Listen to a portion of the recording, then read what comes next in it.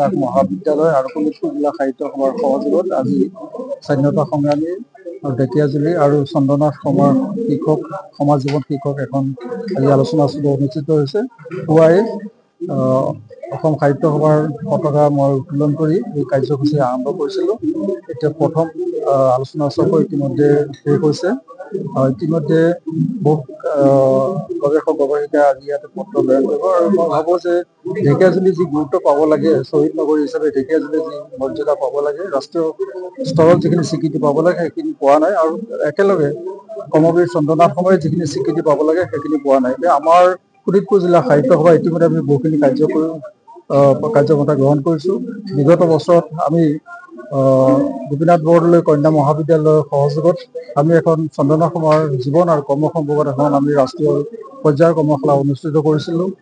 আমাৰ এটা শাখা আছে, কৰ্মবীৰ চন্দ্ৰনাথ শৰ্মাৰ শাখা এটা আছে। সেই শাখাটোৰ যোগেদিও যোৱা বছৰ আমি ৰঙাপাৰা মহাবিদ্যালয়ত কুইজ কম্পিটিশ্যন পাতিছিলোঁ। গতিকে এনেদৰে আমি কৰ্মবীৰ চন্দ্ৰনাথ শৰ্মাৰ জীৱন আৰু কৰ্মক আমি ৰাইজৰ মাজলৈ নিবৰ কাৰণে চেষ্টা কৰিছোঁ। মই ভাবোঁ যে আজিৰ যিখন আলোচনা চক্ৰ অনুষ্ঠিত হৈছে, এই আলোচনা চক্ৰই যথেষ্ট এই ক্ষেত্ৰত অৱদান আগবঢ়াব। আমাৰ অসম সাহিত্য সভাৰ মই প্ৰধান সম্পাদক হিচাপে পদত অধিষ্ঠিত হোৱাৰ পিছতে সদায় সভাখনক এটা বিদ্যায়তনিক বৌদ্ধিক পৰিৱেশত লৈ নিয়াৰ কাৰণে এক অহৰহ প্ৰচেষ্টা আমি লৈছিলোঁ। আৰু সেই মৰ্মে অসম সাহিত্য সভাই এইখন আমাৰ 11 নম্বৰ ৰাষ্ট্ৰীয় আলোচনা সত্ৰ আমি মহাবিদ্যালয় বিশ্ববিদ্যালয়ৰ জৰিয়তে এনেকুৱা ধৰণৰ আলোচনা সত্ৰৰ আমি প্ৰয়াস কৰিছিলোঁ। আমাৰ উদ্দেশ্যটো আছিল যে ইয়াৰ জৰিয়তে আমি এটা বৌদ্ধিক পৰিমণ্ডল সৃষ্টি কৰিব পাৰিম। আমি আমাৰ ছাত্ৰ ছাত্ৰীসকলক, নৱপ্ৰজন্মৰ গৱেষক গৱেষিকাসকলক, অধ্যাপক অধ্যাপিকাসকলক আমি আগবঢ়াই লৈ আহিব পাৰিম। আৰু সেই আশাৰে আমি শোণিতপুৰ জিলা সাহিত্য সভাৰ লগত আমি যোগাযোগ কৰিছিলোঁ। আমি লোকনায়ক অমীয় কুমাৰ দাস মহাবিদ্যালয়ৰ লগতে যোগাযোগ কৰিছিলোঁ। মই এবাৰ ইয়ালৈ আহিছিলোঁ চন্দ্ৰনাথ শৰ্মাদেৱৰ স্মাৰক বক্তৃতা দিবৰ কাৰণে, আৰু সেইদিনাখনে আচলতে মোৰ চকু মেল খাইছিল যে 12 বছৰ অৰ্থাৎ 32 বছৰ বয়সত যিগৰাকী ব্যক্তিয়ে জাতিটোক ৰক্ষা কৰাৰ কাৰণে আগবাঢ়ি আহিছিল, ভাষা সাহিত্য সংস্কৃতিক ৰক্ষা কৰাৰ কাৰণে আগবাঢ়ি আহিছিল, যিগৰাকী ব্যক্তিয়ে জাতিৰ পিতা মহাত্মা গান্ধীৰ আশীষপুষ্ট হৈছিল আৰু সকলো কথা বাদ দি, শাওন শোৱন সকলো কথা বাদ দি তেখেতে জাতিটোক উদ্ধাৰৰ কাৰণে প্ৰাণে প্ৰাণে চেষ্টা কৰিছিল।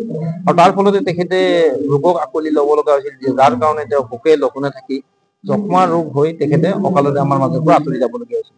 কিন্তু সেই তেওঁৰ 12 বছৰ 32 বছৰ বয়সীয়া এই ব্যক্তিজনে যেনেধৰণে আমাৰ জাতিটোক আগবঢ়াই লৈ গৈছিল, আৰু আমি তেওঁক যে কৰ্মবীৰ নামেৰে আমি চিহ্নিত কৰিছিলোঁ, এই কথা শোণিতপুৰ বা দৰং এই অঞ্চলতে সীমাবদ্ধ হৈ আছে। দুই একে হয়তো তেখেতৰ কথাটো জানে, কিন্তু এটা যদি বৃহৎ পৰিসৰত আমি যাতে এই কথাটো আমি জনাব পাৰোঁ, সেইকাৰণে ৰাষ্ট্ৰীয় পৰ্যায়ৰ আলোচনা সত্ৰখনত আমি দিহা কৰিছিলোঁ।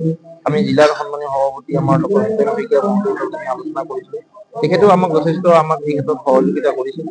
আৰু এই মহাবিদ্যালয়খনৰ সন্মানীয় অধ্যক্ষ ডক্টৰ শুকদেৱ অধিকাৰী এক নতুন চিন্তা চেতনাৰে তেখেতে আগবাঢ়ি অহা এগৰাকী ব্যক্তি। সদায় জাতিটোক, আমাৰ ভাষা সাহিত্য সংস্কৃতিক কিবা এটা দিবৰ কাৰণে তেখেতে অহৰ্নিশে চেষ্টা কৰে, আৰু মোৰ এই আহ্বান তেখেতে একেষাৰ কথাতে মানি লৈছিল। আৰু এক সুদীৰ্ঘ দিনৰ অন্তত আমি এই ৰাষ্ট্ৰীয় আলোচনা সত্ৰখন আমি অনুষ্ঠিত কৰিব পাৰিলোঁ। আজি যথেষ্ট ভাল লাগিছে।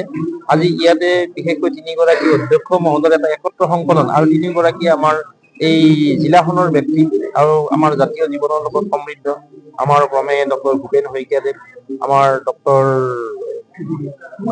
জ্যোতিকমল হাজৰিকাদেৱ আমাৰ জাতীয় জীৱনৰ এগৰাকী সকলোৰে পৰিচিত ব্যক্তি, আমাৰ ডক্টৰ শুকদেৱ অধিকাৰীদেৱ, আৰু তাৰ লগত যথেষ্ট সংখ্যক অধ্যাপক অধ্যাপিকা আহিছে, বিশিষ্ট ব্যক্তিসকল আহিছে, আমাৰ 3-4খন জিলাৰ ব্যক্তি ইয়াতে লগ হৈছে।